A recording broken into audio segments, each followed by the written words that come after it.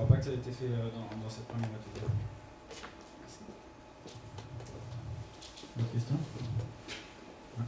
La traduction des langues, ça a été traité sur des langues on va dire, européennes, pareil.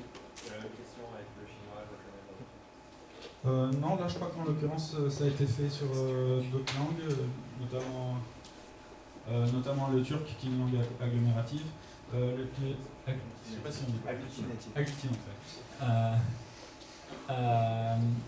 Donc, disons que c'est pas trivial de le faire.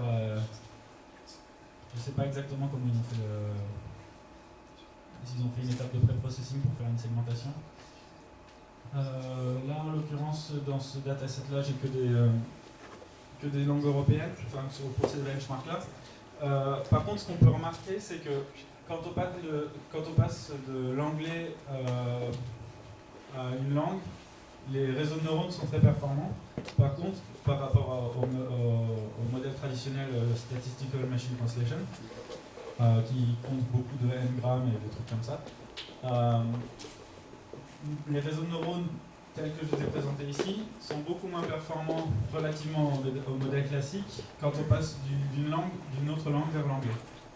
La raison, c'est que ces modèles de réseaux de neurones ont été appris que sur des corpus parallèles qui sont relativement petits, alors que les modèles de Statistical Machine Translation ont en fait deux parties, un modèle de traduction et un modèle de langue.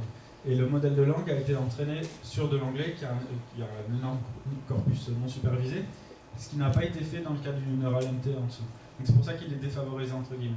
Il y a des travaux plus récents qui ont fait une combinaison de deux modèles neuraux, un pour la partie traduction et un pour le modèle de langue, et pour ensuite essayer de prédire la meilleure probabilité de décodage pour une traduction donnée. Et là on voit que les réseaux de neurones arrivent à presque atteindre l'état de l'art sur quasiment toutes les langues. Si on utilise un modèle de langue en plus. Je ne me rappelle plus trop pour le chinois par contre, mais je pense que... J'en sais rien.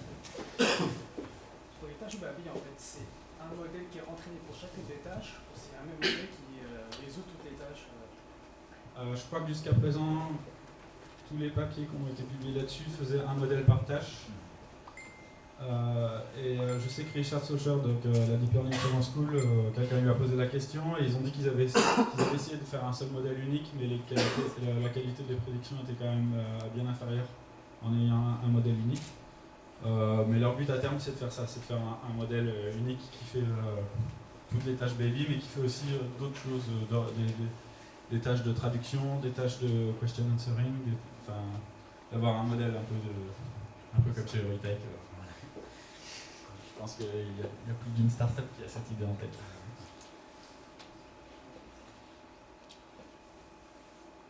Oui.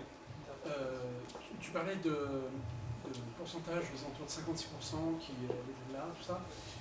Si on a envie en fait de battre ce genre de choses, les données sont publiques.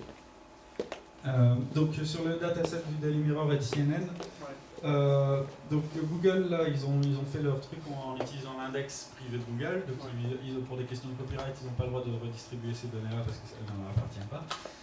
Par contre ils ont fait l'effort de reconstruire le dataset à partir de l'archive archive.org, internetarchive.org. Et donc ils ont tout scripté, ils ont dit qu'ils avaient à peu près un dataset équivalent et ils étaient en train de l'open source et de le mettre en open data. Okay. Ils vont open sourcer le script pour pouvoir le reconstruire à partir de l'internet. Je ne vais pas distribuer les données, mais c'est un moyen de contourner les problèmes de copyright. Parce qu'ils avaient aussi fait le script pour pouvoir rescraper depuis CNN ou Daily Mirror, mais petit 1, il n'y a pas tout l'historique, et petit 2, très vite les bots se font blacklister, alors que l'Internet Archive est plus sympa. Donc pour l'instant, ils ont annoncé ça cet été, j'ai rien vu de neuf, mais bon, on va attendre. Ouais, c'est bien d'essayer de débattre, mais il faut essayer d'avoir... Ouais, pour l'instant, personne d'autre n'a les données, donc c'est pas possible. Ok, merci.